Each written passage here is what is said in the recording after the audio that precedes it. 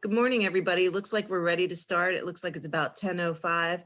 So my name's Alicia Moran, and I'm the manager of small business development here at Prince George's County Economic Development Corporation. I want to welcome you to the first Pathways to Procurement program that Prince George's County Economic Development Corporation is doing with a number of our business partners. And I wanted to just mention that our partners today is the Maryland Department of Transportation. We are partnering also with the Procurement Technical Assistance Center, SCORE, our Supplier Development and Diversity, the Maryland Business Development Agency, SBDC, and the Governor's Office on Small Minority Women Business Affairs. So we're going to have a series of programs coming up that are going to be really helpful to all of you. Next slide, please.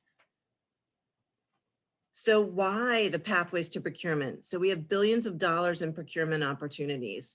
And did you know that there are also several agencies, federal agencies in Prince George's County? Did you know that we are home to NASA, the IRS, the Census Bureau, the USDA, NOAA, the Army Research Lab? We also have several University of Maryland campuses. So University of Maryland College Park, University of Maryland Global Campus, Bowie State University, and those are all procurement opportunities. We have the Department of Housing and Community Development. So there's state, local, and federal procurement opportunities right here within our own county, and also many throughout the state of Maryland. So there's literally billions of procurement opportunities out there, but we all know that getting to procurement opportunities is not necessarily the easiest of tasks, right? It takes skill and expertise. So that again is part of why we're doing the Pathways to Procurement program. We want to reach our businesses where they are and help them grow and get a deeper dive into what this is all about, how procurement opportunities can lead to economic opportunities for local small businesses. So our goal is to educate, inform, and prepare local businesses. Some of you will already have expertise, others of you are just maybe getting into it. So we have put together a series of programs throughout the next several months to cover a variety of topics, and we hope that you will join us. We have several sessions coming up on March 31st and others in April, May, June. So we're encouraging you to take a look at our Pathways to Procurement website, which you'll see shortly. Next slide, please. So what is economic development and who are we? Prince George's County Economic Development Corporation is all about business retention, business expansion, business attraction. We're here to support the business community here in Prince George's County and those looking to come to Prince George's County to do business. So that may be anything from helping you look for permitting assistance, that may be helping you look for site selection, that might be helping you solve problems that you're looking to solve. It may be connecting you to another local business who can become your partner. So basically, we're all about advocating and supporting our small businesses and our large businesses. So we have a strategic plan underway, and we have different industry sectors that we are working closely with. And the business development team actually has, I'm not here just alone, Alicia Moran. We have several business development liaisons covering everything from technology to manufacturing to international business. So my colleagues, Maya, John, Nicole, so all of them are here. And I want to give a special shout out to David Lewis, who works with our federal agencies. And so there's a wealth of expertise here. So whether you're in manufacturing or you're looking to export, we are here to help you in Prince George's County. Next slide, please. So small business services kind of mirrors the larger economic development goals. Again, we work in partnership with our resource partners to bring you expertise and mentors and counselors and other resources that you need to grow as a business. We provide access to financing partners. So whether it's our partners at FSC First or our partners at the SBA who may be providing you a loan, or other partners in the banking industry or in the venture capital or angel community. We provide business training and workshops. And again, we provide site selection assistance, and we work within the innovation community within Prince George's County. And if you didn't know it, Prince George's County Economic Development Corporation has Innovation Station, which is our business incubator and co-working space that is on the 4th floor of 1801 McCormick Drive. And we work in partnership with our other innovator hubs around the county, whether that's at Bowie or Prince George's Community College or University of Maryland and other locations, including the Arts District, etc. So next slide, please. So the Pathways to Procurement, take a look at our Pathways to Procurement program linked there at the very top on the left-hand side. Have a look and learn more about our Pathways program, if you would, and know that there are many upcoming programs, including a procurement opportunity session with the county procurement opportunities on March 31st that we're doing in partnership with PTAC. We're doing a session on construction and meeting the primes with our partner at PTAC. And we're doing other programs with SCORE to help you learn how to prepare and get ready to do business development and actually excel at government contracting. So without further ado, I'd like to introduce our guest speaker today. That is Vashti Pyatt, and she is the Director of Outreach. Actually, she's the Outreach Coordinator, excuse me, at MDOT, Maryland Department of Transportation, and they are the certification agency in the state of Maryland. And so she's going to tell you a little bit about why you might want to be certified. If you're already a business owner and in business and looking to do more business with the local, state, or federal governments, it's important to have your certifications. So without further ado, I'm going to turn this over to Ms. Pyatt and let her tell you a little bit more about the Office of Small and Minority Business Policy at MDOT and the certification program and application process. Thank you so much for joining us today. We're pleased to have you here. Thank you so much. Thank you so much for that wonderful introduction. And good morning, everyone. My name is Vashti Pyatt. I am the Outreach Coordinator for the Office of Small and Minority Business Policy. So today I will be telling you and talking to you about our application, our MBE, DBE, ACDBE, and SBE application. There have been a lot of changes due to COVID-19, so please bear with me as I go through the presentation, and I will definitely make sure that we are aware of the new changes that are available. I just want to make sure that everybody can see me. I want to make sure that you all can see me. I have turned my camera on, and we will start our presentation momentarily. Next slide, please.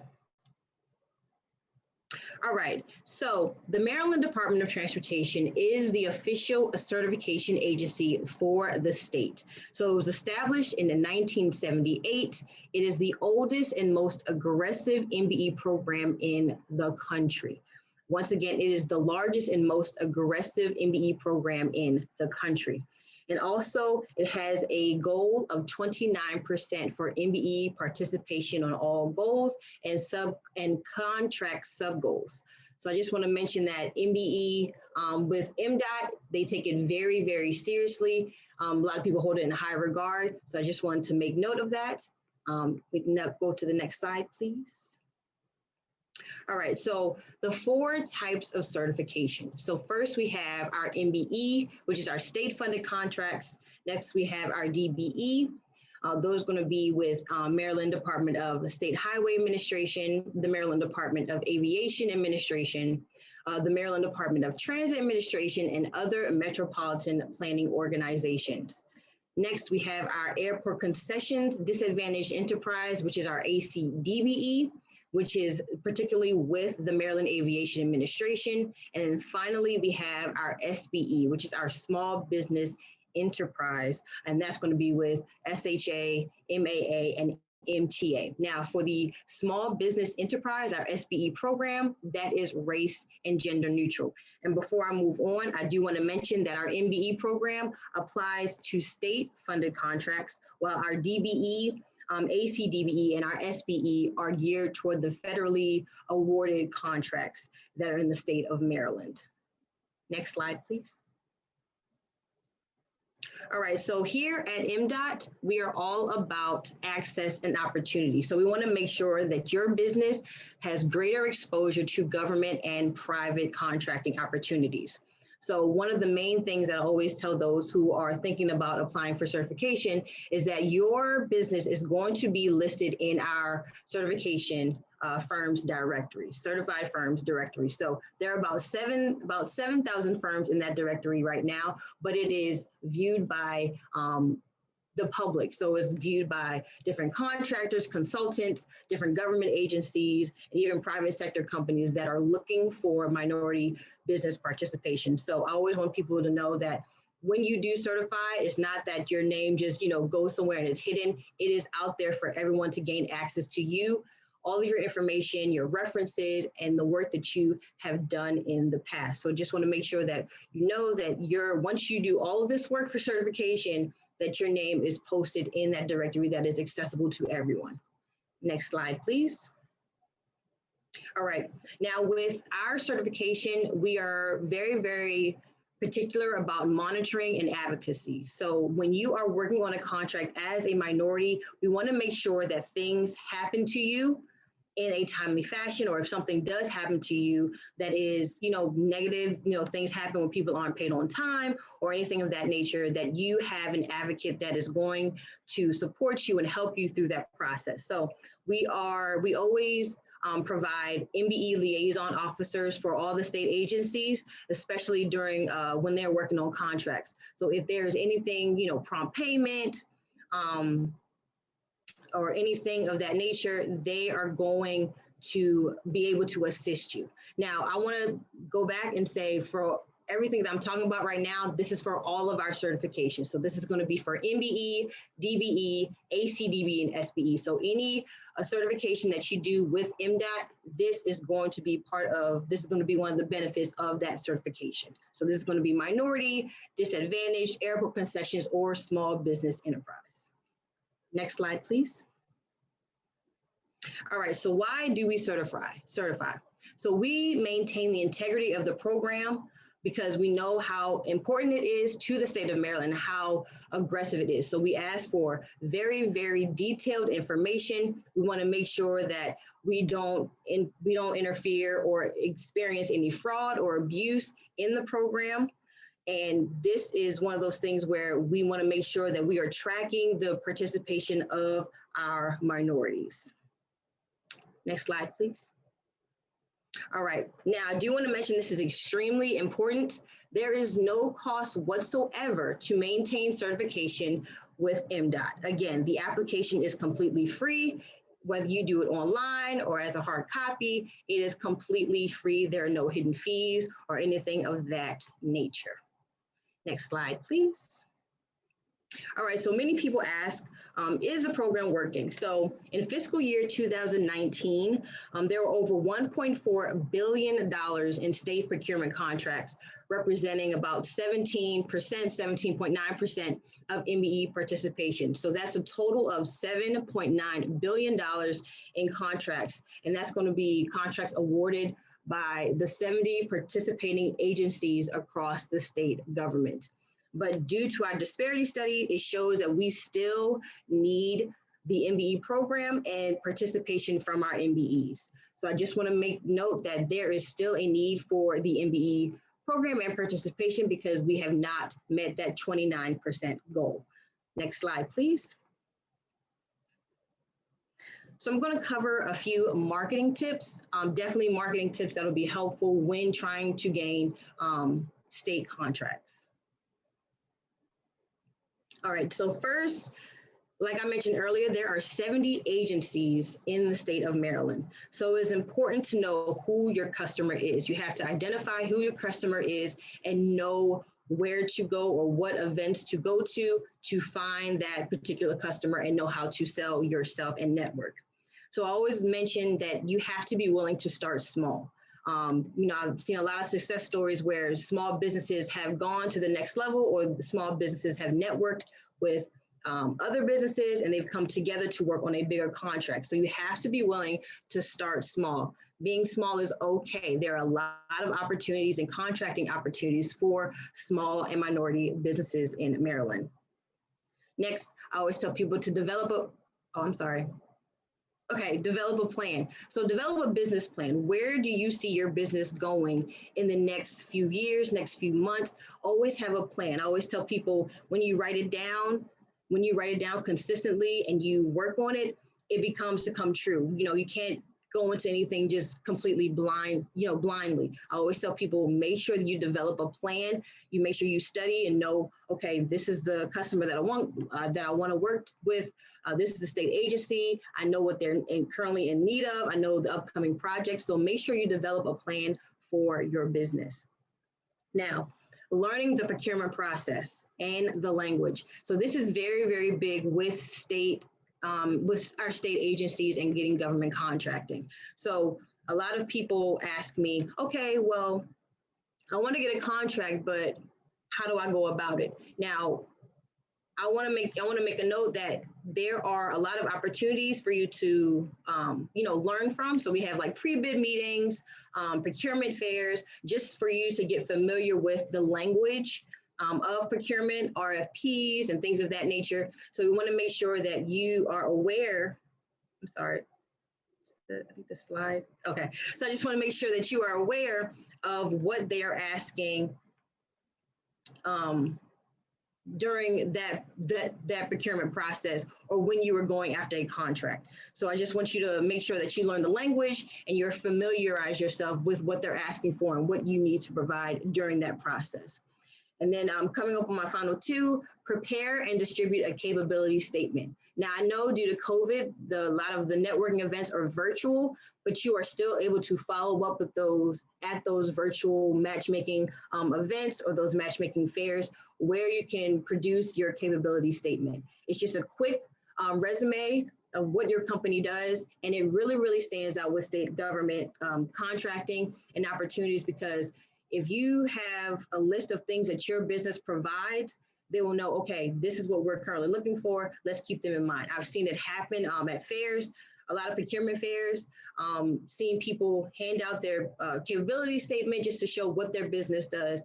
And those state agencies keep them in mind. And when something comes up, they will reach out to that business. I've seen it happen a few times. Especially during the pandemic. So definitely make sure that you prepare a capability statement. Now, I tell people it's not required because some people are just able to network and they just have an elevator speech. But when it comes to state government contracting, especially with the construction aspect, make sure you have construction and IT, make sure you have a capabilities statement. Now, finally, want you to master your elevator speech. That is very, very important when you are introducing yourself as a new business to any potential customer. Make sure you have your elevator speech mastered and that it is short and sweet to the point. You don't want it to be long and drawn out. You want it to be short, sweet to the point, and they know exactly what your business offers and how you can help them in the long run. All right, next slide. All right, so who does what in government purchasing? So first we have the state agency. They are the ones that advertise the solicitation. They award the contract to the prime contractor and they pay the prime contractor. And then on the next box, we have the prime and the general contractor. So they bid on the complete contract, they work for the state agency, and they pay the subcontractors. And then finally, we have the subcontractors who bid on a portion of that contract and they work for the prime contractor. So this is the order in government purchasing. So the order doesn't change. This is how it is structured when you are going after government purchasing in the state of Maryland. Next slide, please. All right, so the MBE, DBE, ACDBE role. So only firms who are certified as an MBE or MBE, DBE, or ACDBE, and just as a refresher, MBE is our minority business enterprise, our DBE is our disadvantaged business enterprise, and our ACDBE is our airport concession disadvantaged business enterprise. So you can fulfill the minority participation goal on a state contract. So again, only firms who are certified as MBE and DBE or ACDBE can fulfill the minority participation on a state contract. Now, if you are an MBE prime or if you are a prime contractor, Make note that MBE prime contractors may count their participation on contracts with an MBE goal for up to 50% of the established MBE goal and 100% of any one contract sub-goal. So again, if you are MBE prime contractors can count their participation on contracts that have an MBE goal for up to 50% of the established MBE contract goal and 100% of any one contract sub-goal. Next slide, please. Okay, so we are all about connecting you all to opportunities. So before I get into this, I do want to say that at the Department of General Services, there is a, I guess you could say, I wouldn't say it's a portal, but it is a service that they provide, and it's called eMaryland Marketplace Advantage. Now, this is where the Maryland state agencies advertise solicitations of $15,000 and over. Now, you do not have to be certified with Maryland to register for eMaryland Marketplace. Again, you do not have to be certified with Maryland, the Maryland Department of Transportation, or MBE certified to apply or certify yourself with the eMaryland Marketplace Advantage system. Now, again, this is with the state agencies where they advertise solicitations of $15,000 or more, and also they have solicitations of local, county, and city governments. They also advertise their local government procurement. So please, please, please, I encourage you today to register on eMaryland Marketplace Advantage. Again, you do not have to be certified with MDOT to do so. In addition to the eMaryland Marketplace Advantage system, the Department of General Services also has the Small Business Reserve Program, and it's also an online self-registration for small businesses. So 15% set aside by all state agencies is posted with the Small Business Reserve Program. And if you do the self-registration, you will be notified of the opportunities that are going to be posted, or that have been posted, or that are available. So again, today, when you have a chance, I tell people to do it as soon as possible. Register on eMaryland Marketplace Advantage, as well as doing the online self-registration for the Small Business Reserve Program. Now, if you have any questions, this is the website to visit. They have a lot of trainings and webinars on how to use the system effectively. It's going to be www.procurement.maryland.gov. Again, that website is going to be www.procurement.maryland.gov. Next slide, please. All right, now, I want you to be able to use your resources. There are a lot of opportunities and networking opportunities with organizations, professional organizations that you can use. So I want you to make sure that you are an active member in those professional organizations, attend procurement fairs and matchmaking events like I mentioned earlier, network with other businesses. I know that was mentioned earlier, to network, introduce yourself in the chat, because you never know who you're going to meet in another business and what opportunities will present themselves, in the near future. So you just want to make sure that you network with other businesses. You never know who you might need, to help you on a contract. And finally, one of the most important ones, especially during the time that we're in right now, we are utilizing social media at an extremely high rate right now, as you see with the webinars, with social media, Facebook, Instagram, Twitter, and TikTok. Make sure that you utilize your social media properly. I tell people to never get your business social media and your personal social media, let them overlap. You never want that to happen, because I've seen a lot of cases where people have been promoting their business on their social media on their personal social media platform. And then the company that wants to hire them, they go through, they look, and they see something that's not professional.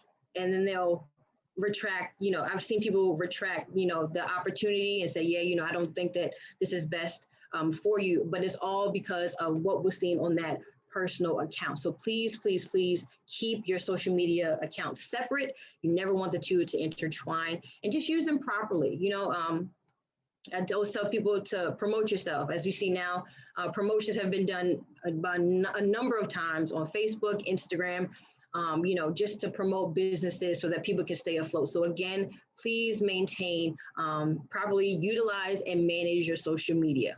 Next slide, please. All right, another resource that we have is the Governor's Office of Small, Minority, and Women Business Affairs. They also known as GOSPA or GOSPA, however you choose to pronounce it, but they are also a resource for small and minority and women businesses. So they are the state's primary advocates for small, minority, and women business affairs. They connect small, minority, and women-owned businesses to state contracting opportunities and procurement opportunities through the MBE and the Small Business Reserve program. Now, before I go on, I do want to mention that they do have a lot of technical trainings, and a lot of upcoming procurement activities, and a lot of networking events, and a lot of workshops that will help small businesses, especially during this time. So it can also be found on their website, as well as their procurement forecast and the small business resources. So the procurement forecast is basically a document where it will tell you about upcoming procurements within the state agency. So each state agency or TBU is required to submit the upcoming forecast for that, for the upcoming years. So I always tell people to look at those procurement forecasts so that you are aware of the upcoming, contracting opportunities, and that you're not, trying to figure out what to do at the last minute. Make sure you follow the procurement forecast. They have been very, very helpful, especially with our small businesses, to see what the contracts are coming up in the near future. So the website is going to be www.gomdsmallbiz.maryland.gov. Again, it's going to be www.gomdsmallbiz, and that's going to be biz.maryland.gov. And their contact information is provided on the slide here. Next slide, please. All right, now I mentioned their events on GOSPA's website. This is the link as well, but I also want to mention that our office, Maryland Department of Transportation, and the Department of General Services all have calendars as well. You will see a lot of events overlap as well, and you will also see events that might not be posted on GOSPA's website, but are also posted on, or is going to be posted on Maryland Department of Transportation's website. So I encourage you to take a look at the calendar of events. They always have the registration links right there in the description box, but definitely look out for the events with upcoming procurement activities, networking events. And lately I've seen that due to COVID-19, there have been a lot of virtual matchmaking events happening as well. So definitely please keep an eye out for those. They're happening quite often now. So definitely they're going to be posted on our websites and on our calendars. Next slide, please. All right, so here is one of the most important parts. What is the certification eligibility? Next slide. All right, so there are 5 eligibility standards that each applicant must meet. So we have ownership, minority status, control, personal net worth, and size. Next slide, please. All right, so I'm going to go into a little bit of detail regarding all of the eligibility standards. Now, first, we have ownership. So when it comes to ownership, it is going to be an MBE, DBE, or ACDBE certification. This requires a small business that is at least 51% independently owned and controlled by one or more socially and economically disadvantaged individuals. So again, it has to be 51% owned. So you must be able to prove how you gained ownership of the company. You have to prove how you got ownership of the company. Now, the owner must be a U.S. citizen or a permanent resident. And if your company is based in Maryland, you must be in good standing with the Maryland Department of Assessment and Taxation. Now, I did see a question earlier that kind of leads into this. out-of-state firms, if you are an out-of-state firm, you will have to make sure that you are certified within your state before certifying with us. Now, if you are, so if you are an out-of-state firm, you will have to take the certification that you have from your home state and then transfer it over to our state. Now, this is not reciprocity or anything of that nature, but you will need that same information from your home state and provide it with us. And I'll get more into detail about that on the slides to come. Next slide, please. So minority status. So certain groups are presumed to be socially disadvantaged. So that's going to include women, African Americans, Hispanic Americans, Native Americans, Asian Pacific Americans, subcontinent Asian Americans, and for our MBE program only, it's going to be disabled persons. Now, I do want to mention that if you are an ethnic, or if you are a woman, you can be duly certified as a woman and in your ethnicity. So you can be duly certified. If you are a woman, you can be certified as a woman-owned business, as an MBE, and you can be certified in your ethnicity. So you can be duly certified. Next slide, please. Now, with minority status, there have been many cases where people try to prove that they are socially and economically disadvantaged. I will say that this is a very, very difficult process for you to do. It's not an easy one to prove. However, if you do feel the need to do so, they will allow you to do so. Like I said, again, it is not an easy process, but you would have to contact the MBE office for further information on that. So I just want to throw that out there and make sure everyone is aware that if you are not in the presumed group that I mentioned earlier, you have the opportunity to prove that you are socially and economically disadvantaged. Next slide, please. All right, so the next standard is control. So minority owners must have an overall understanding of and managerial and technical competence, as well as experience that's going to be related to their field. So the type of business that their firm is seeking certification in, you have to have a whole understanding about what you are doing, managerial and technical competence, as well as experience. Firms that are certified with MDOT are going to be asked this question throughout the application process, and you must be able to prove that you have these skills with the business that you are trying to get certified. Now, with our application, we do use NAICS codes. So we use the North American Industry Classification System to specify in that area of work that you are trying to get certified in. So I just want to make note of that.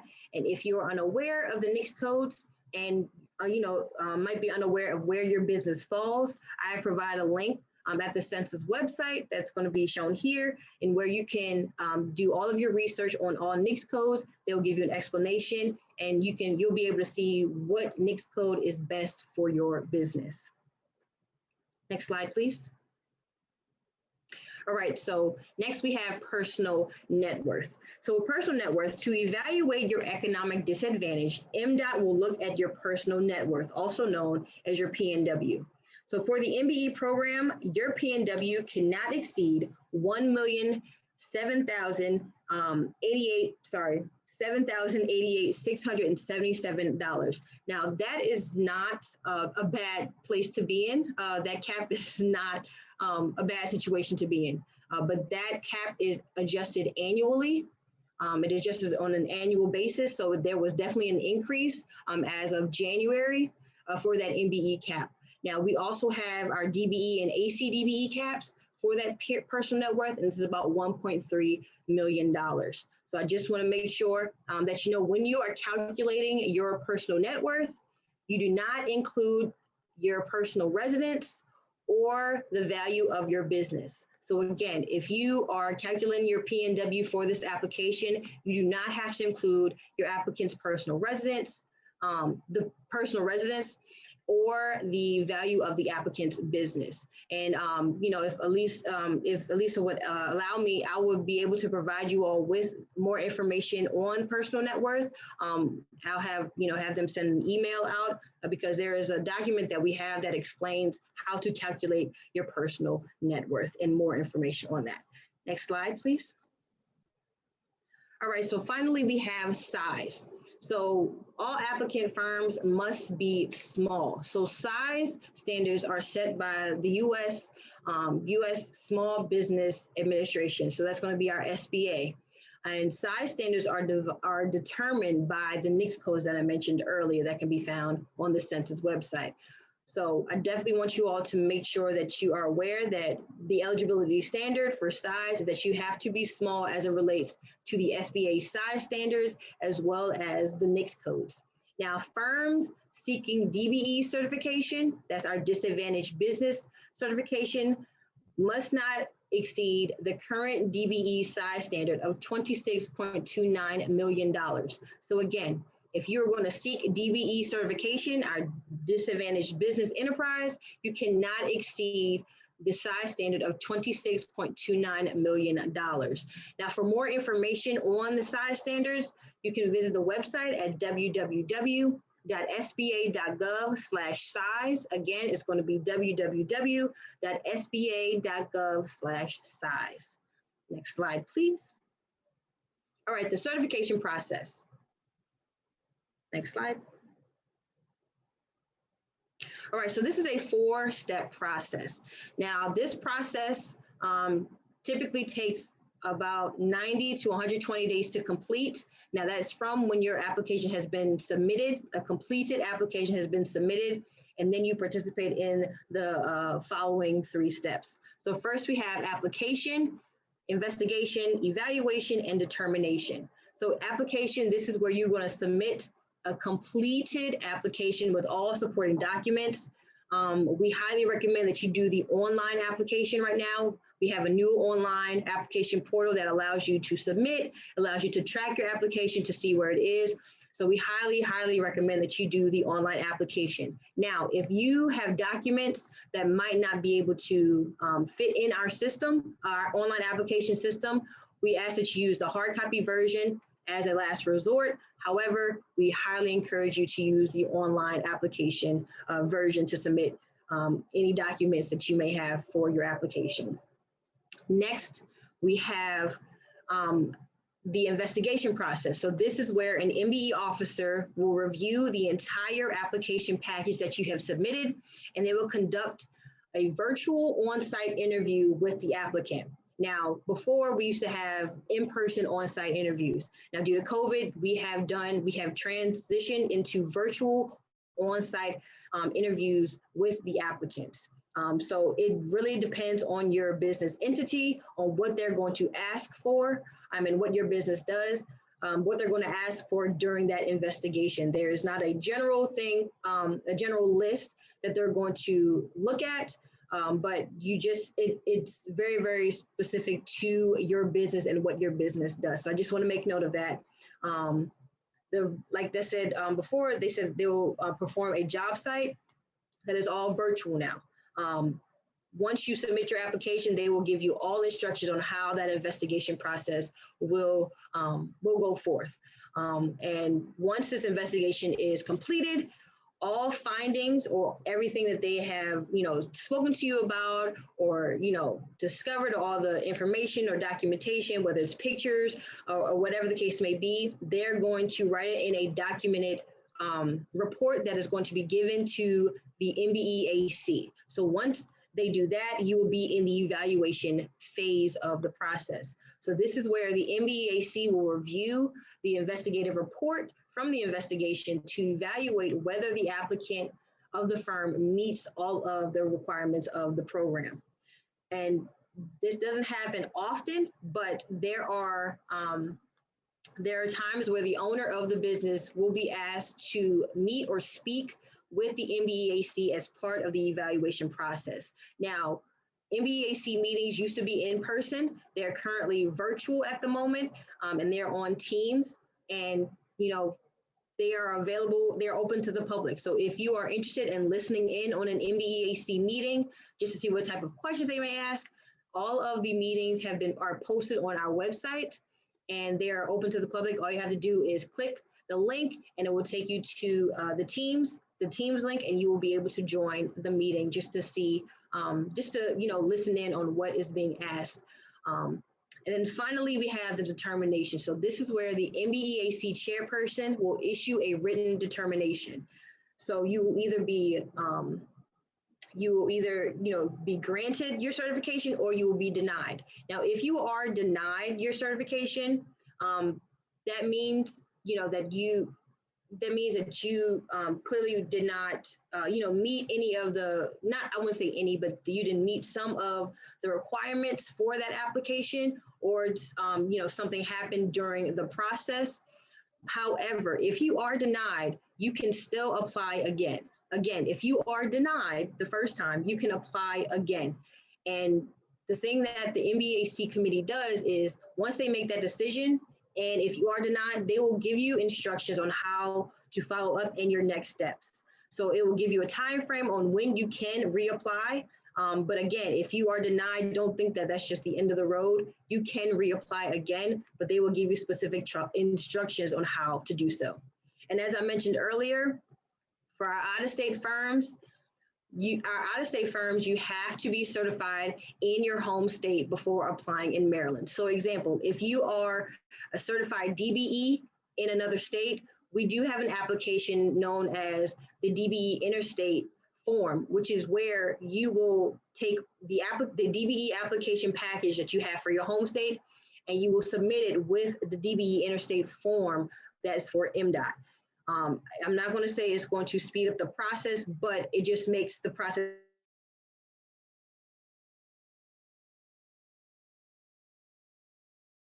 And seeing this is federal contracts, there's not going to be much of a difference.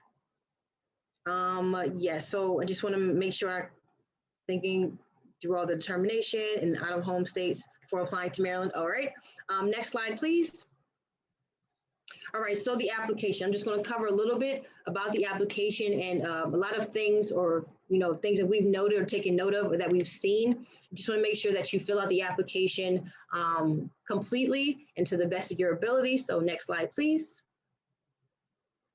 Now, as I mentioned earlier, there is an online version of the application. So with MDOT, the application is known as the UCA. So it's a Uniform Certification Application. So this is where you will be able to apply to all 4 of the certifications that I mentioned earlier if they apply to you at one time. So you don't have to do 4 separate applications. You can do the UCA. And this also applies to the online portal as well. If you are applying for certification in 3 of the 4, you will be able to do so in just one step. So I just want to make sure that's noted.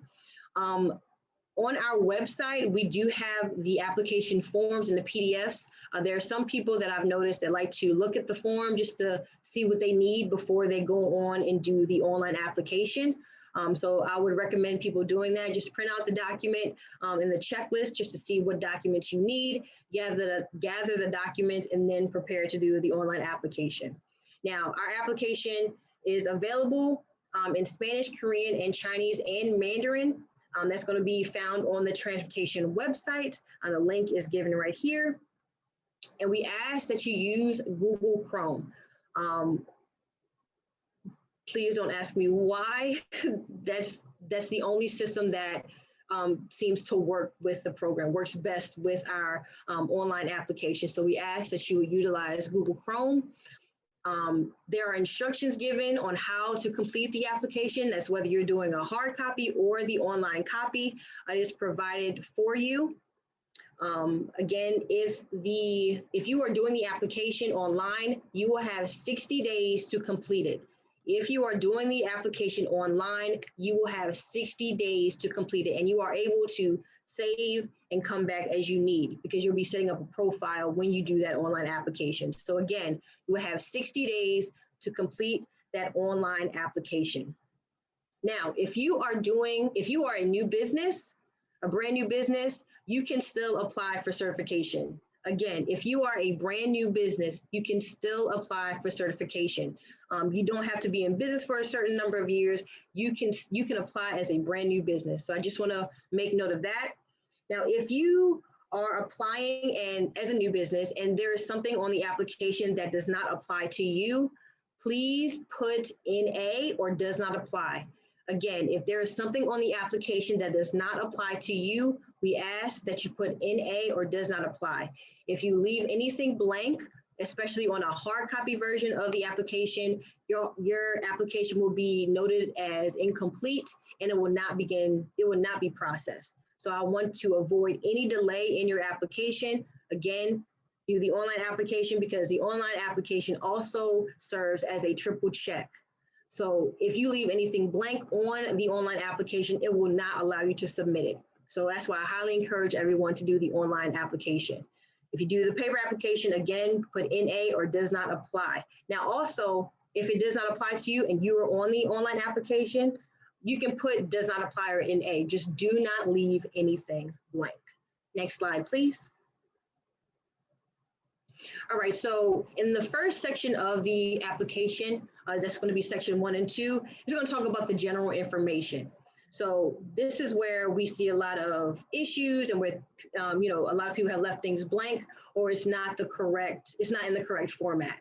So the contact person, when they ask for the contact person in the general information section of the application, it has to be the minority applicant.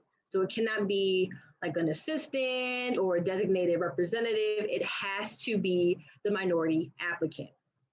Now, when you are doing NAICS codes, when you are using NAICS codes and you are putting them in your application, make sure the NAICS code applies to your business entity.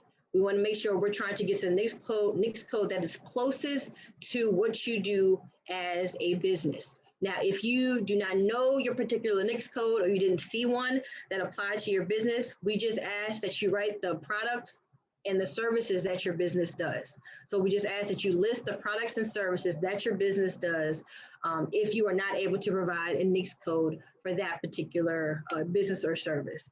And once that is done, once you submit your application, an officer will help you and they will assist you in finding the proper NAICS code for your certification. So if you don't know your NAICS code, just write down the products and services on the application and an MBE officer will be able to assist you in finding the appropriate code for you. Next slide, please. All right, so we're going to continue with general information and then we're going to move into ownership.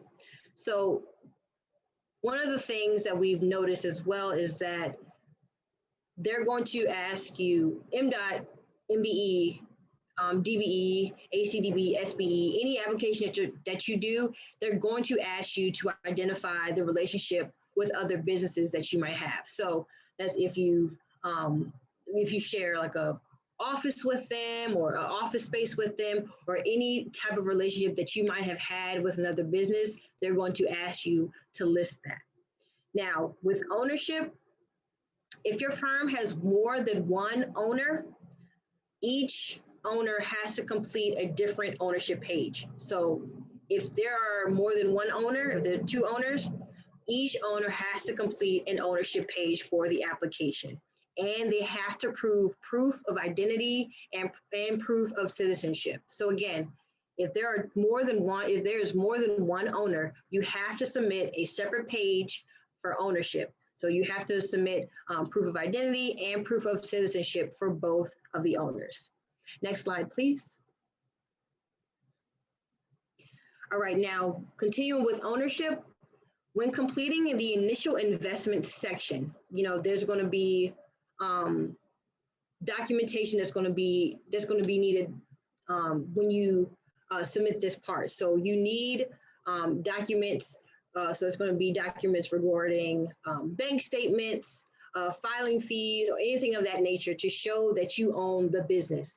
So this has to be submitted with your application, and it may be asked to be provided at the investigation portion of the process as well when you meet with their MBE officer. So I just want you to be aware, to make sure that you have all of that documentation available. And there's also a list of things that you will need to provide as well with the application, and it's going to be found on our website. But it can be from receipts, things that show that you have a business bank account, anything else that you filed, the Maryland Department of Assessment and Taxation, anything that relates to the ownership.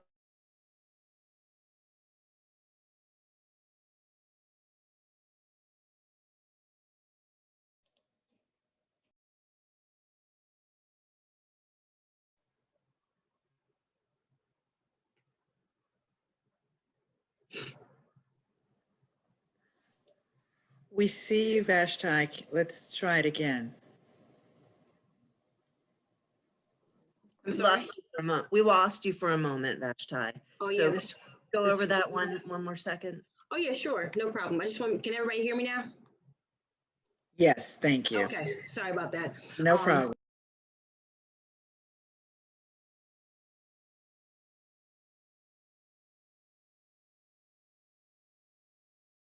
They're going to ask you for a supporting paper trail, as you call it. So it's going to be either receipts, notarized statements, bank statements showing that you do have a business account for your, that you do have a business account, and that you are the one that is responsible for signing the checks. Any filing fees that you may have had.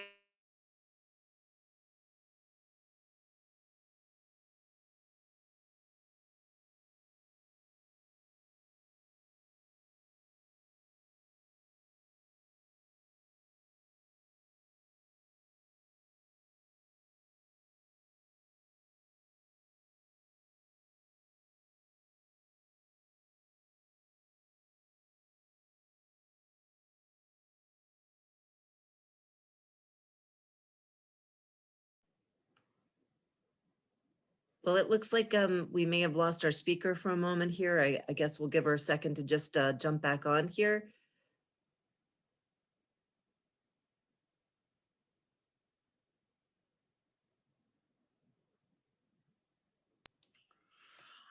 Yeah, we're going to ask her to jump off and jump back on so that she can continue. This is a great conversation, and we appreciate all of the questions that are coming through in the chat. And want to thank our business development manager, Alicia Moran, for kind of navigating those as we go through the course of this presentation.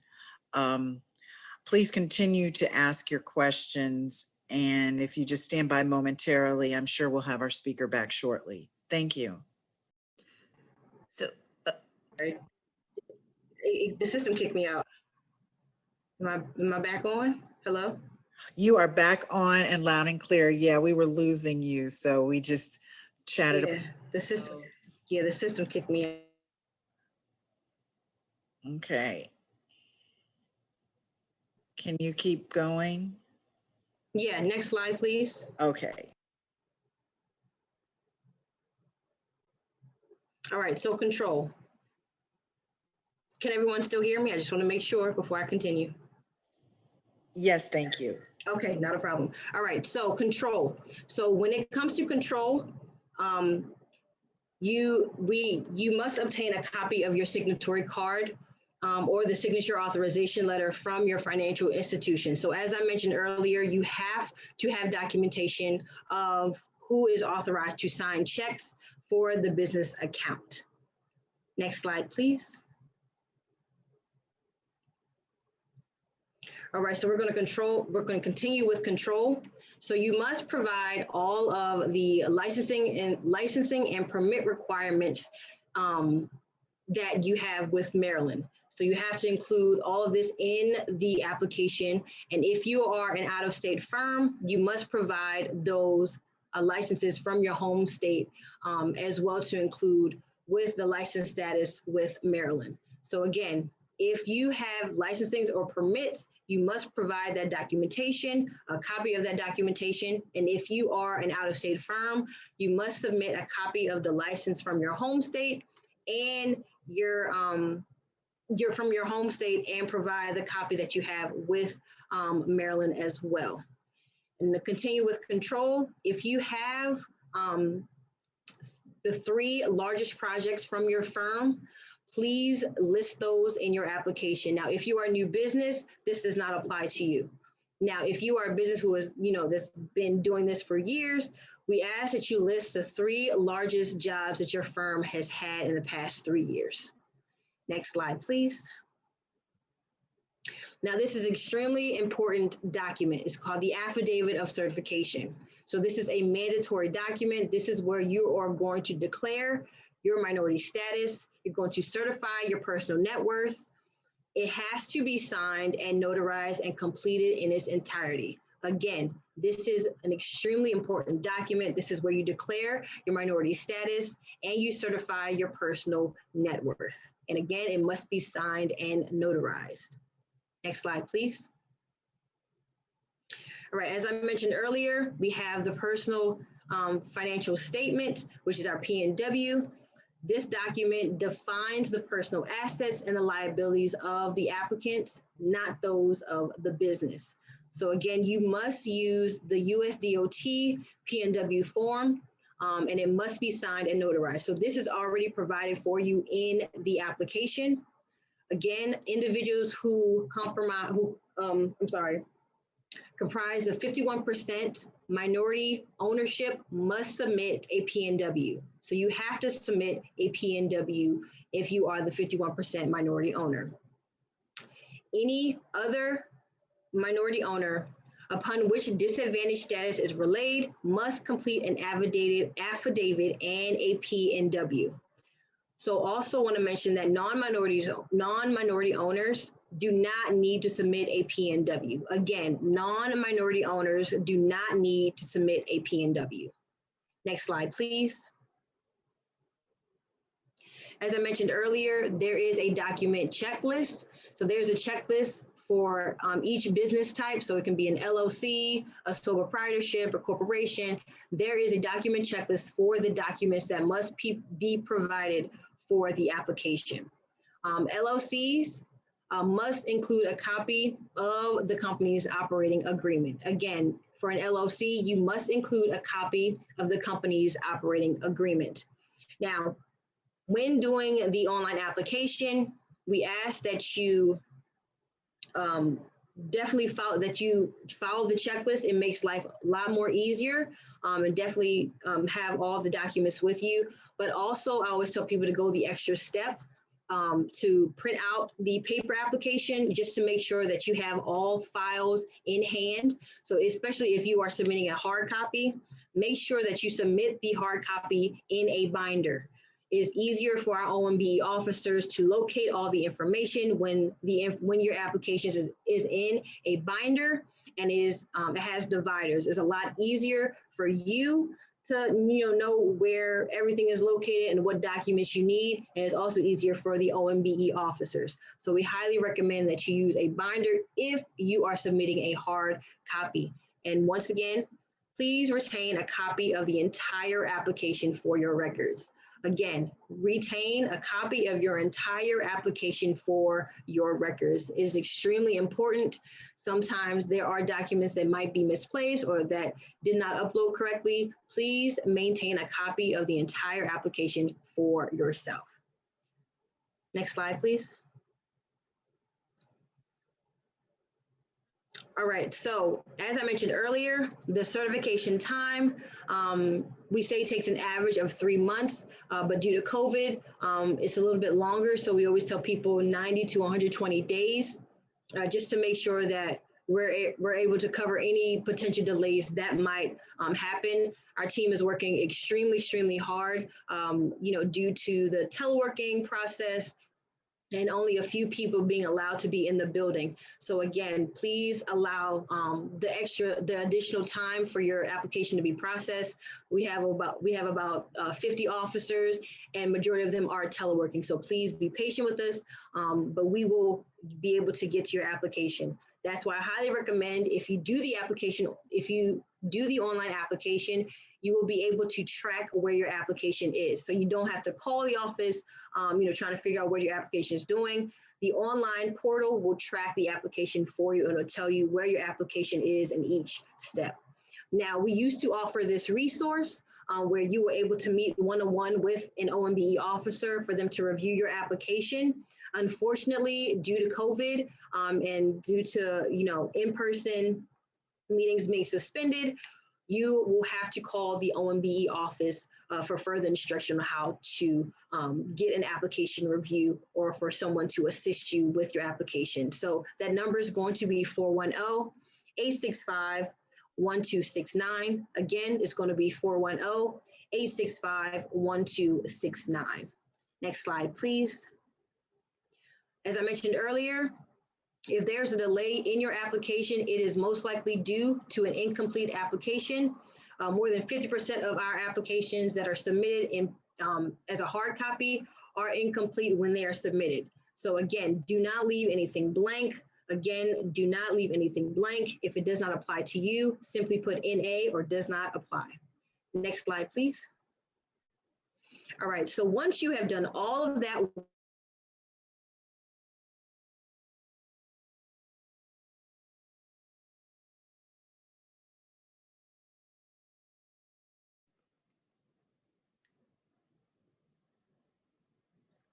I think we'll give her a minute again and hopefully she comes back on live here. I just remind everybody during this time, if you have questions, if you want to add any questions into the question box, please feel free to do so or into the chat.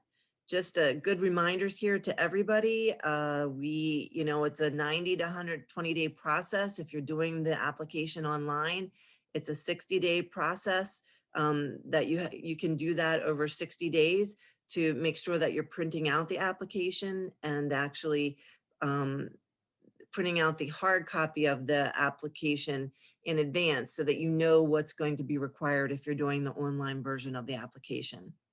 So.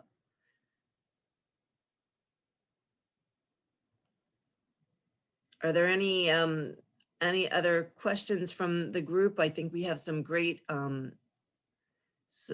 summaries here that she's going to go over when she comes back in.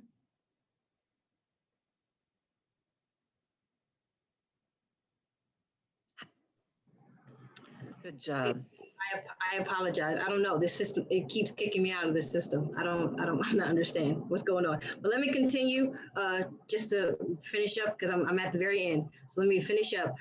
So there's going to be a 10-digit passcode that will be given to you to where you will be able to log into your certification profile on our public directory, and you'll be able to update that portal and your profile with all the updated information that is required for your certification review. Next slide, please. All right, so as your business continues to grow, because I know your business will grow, you will probably be exposed to different licenses that you'll need to require or a new service that your business is interested in doing. So you will need to apply for our expansion of services with MDOT as your products and services grow. So that is a form that is located on our website, and you will be able to submit that form and it will be another 90 to 120 days in which that is processed because you are adding another NAICS code to your current certification. So that's going to involve you going through the process once again, the investigation process, as well as the evaluation process and meeting with the MBEAC committee. Next slide, please. All right, now that you have a profile in the directory, as a certified firm, you are able to add references to your profile, and you can add up to 3. The next slide will show you what the form looks like. Next slide. Now, this is the form. This is going to be what you submit to the office, the MBE office. It'll give you instructions in the beginning, as well as, the places where you can add those firms. Again, you can add references. Again, you can add up to 3 references to your profile. Next slide, please.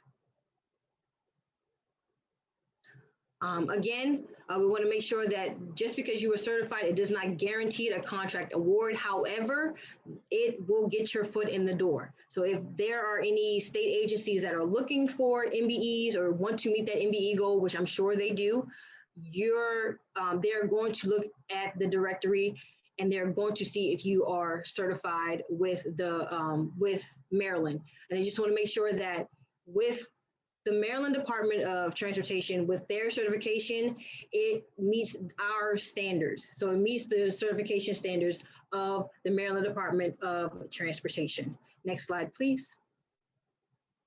Now, as I mentioned earlier, our small business enterprise program is race and gender neutral, and this is for small businesses to compete as prime contractors on federally aided projects. So that's going to be with SHA, the Aviation Administration, and the Transit Administration. So again, this is race and gender neutral. It was created to eliminate any obstacles and facilitate competition, and definitely wants to assist in building capacity. So I do want to mention that if you are DBE certified, if you become DBE certified, you are automatically certified as an SBE. So if you are DBE certified, you are automatically certified as an SBE. Next slide, please. Again, the average gross receipts for the SBE program cannot exceed $26.29 million.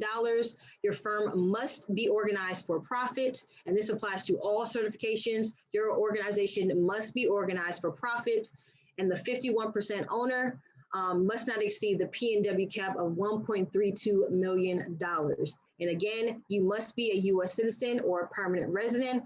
And as I mentioned earlier, if you are DBE certified, you will automatically be certified as an SBE. Next slide, please. All right, here's important information here. My contact information can be found here. My email is vpyatt@mdot.maryland.gov, and my phone number is going to be 410-865-1394. I'm very, very responsive with my emails. I don't try to make anybody wait more than 24 hours. So if you have any questions regarding any outreach activities or anything that I can be able to assist you with, please reach out and contact me. Next slide, please. But this is the most important number. If you have any questions for your application or how to fill it out or what to fill out, please call the number here. It's going to be 410-865-1269. These are the experts. This is our Office of Minority Business Enterprise. They're the ones that process your applications. They're the ones that review your applications.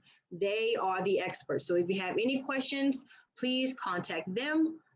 You can send them an email at mbe@mdot.maryland.gov. Again, it's going to be mbe@mdot.maryland.gov. If you need any assistance with your application, please contact them. I believe that is the end of my presentation. Thank you all for sticking with me throughout the technical difficulties. I hope this information was valuable to you, and we are going to answer some questions. Absolutely. Thank you. That was a great job. We really appreciate you. And one of the questions in the chat was, when you're going after your certification, do you use your corporation name or the doing business as name? So it's going to depend on their business. It's going to depend on the firm. So that's going to be a question for our MBE officers, because it's not the same for each firm or what your business does. So you're going to have to contact the MBE office so that they can walk you through that step and tell you exactly what you need to do. Thank you. So one of the other questions, maybe I think some folks from DC are still on the line here and maybe looking to get certified here in Maryland. And can you remind them again of the process on the certification? If you're in another state and you're certified in your other state or in DC, how can they get certified in Maryland? And you went through this, but just as a reminder, because somebody has. Yeah. So if you are certified in another state, let me start here. If you are DBE certified in another state, we have a form that is known as the DBE Interstate form, in which you can take your DBE Interstate, your DBE application from your home state, and you can link it with the DBE Interstate form, and you could submit it to the MBE office so that they can consider you for the DBE certification. Now, again, there is no reciprocity or anything of that nature. You have to take the DBE certification and fill out our DBE interstate form. Now, if you are interested in being MBE, if you are MBE in, like, I guess, DC, Virginia, you will have to go about the MBE process.